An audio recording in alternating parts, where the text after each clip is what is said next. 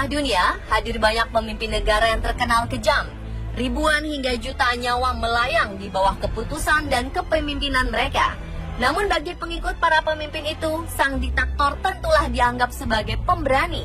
Berbagai latar belakang mendasari aksi kekejaman para pemimpin dunia berikut. Tapi tujuannya satu, yaitu kekuasaan.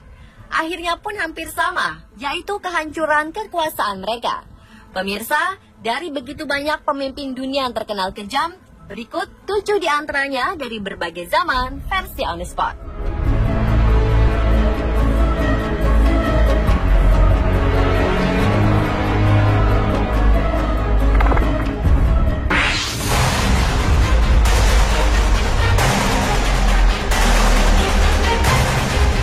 Manusia baja.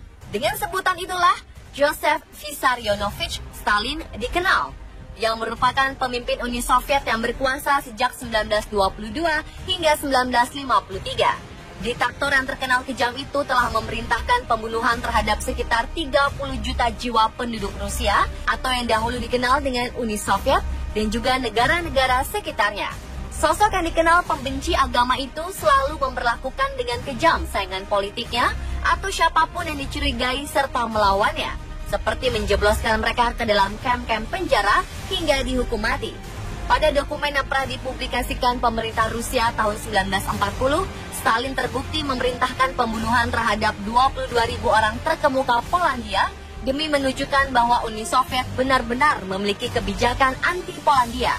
Pada masa Perang Jerman melawan Uni Soviet, Jerman meminta kepada Stalin untuk menukar jenderal mereka, yaitu von Paulus dengan Letnan Yakov Zugashvili, yang merupakan putra Stalin.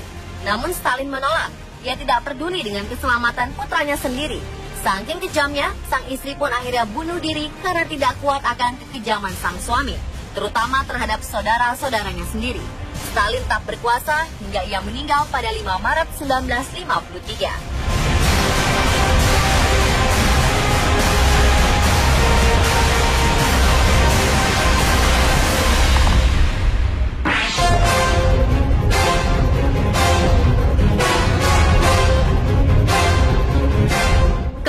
Negara Republik Rakyat Cina saat ini tak bisa dilepaskan dari peran seorang filsuf asal negara tirai bambu itu, yaitu Mao Zedong.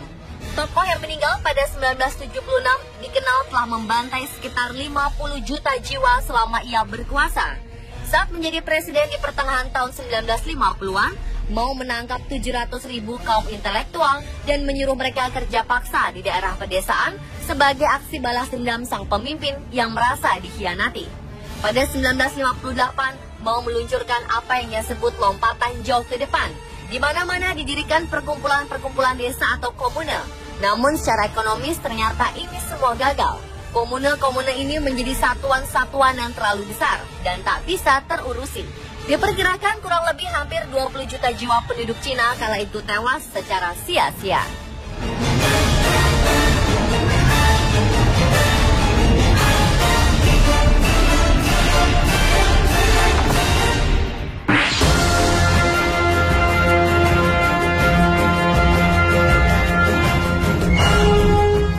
Pemimpin Nazi ini ternyata menjadi kontroversi hingga akhir hayatnya. Bagaimana tidak, sampai hari ini di mana keberadaan jenazah Adolf Hitler menjadi tanda tanya dunia.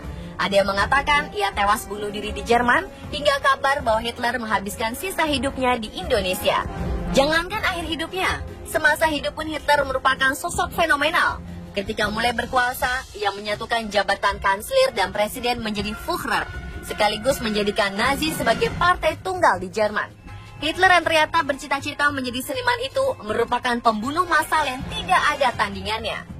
Pada masa Perang Dunia Kedua, yang membunuh 6 juta orang dari anak kecil hingga orang tua dari etnis Yahudi, orang-orang yang tidak bersalah itu dimasukkan ke dalam kamar gas. Hal itu didasari kebenciannya sejak ia kecil, di mana ia melihat orang Yahudi hidup mewah, sementara ia mengalami hidup miskin. Dan juga alasan karena ras Yahudi dianggap tandingannya. Namun bencana kemanusiaan yang dikenal dengan istilah Holocaust itu ternyata telah menelan hingga 17 juta jiwa.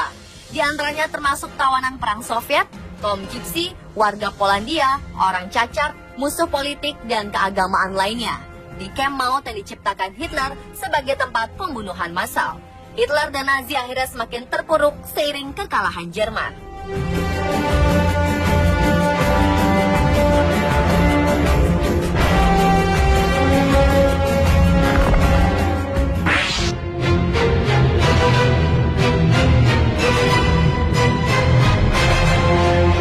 Sejak 1971 hingga 13 April 1979, Uganda dipimpin oleh Jenderal Idi Amin Dada oleh pelanggaran hak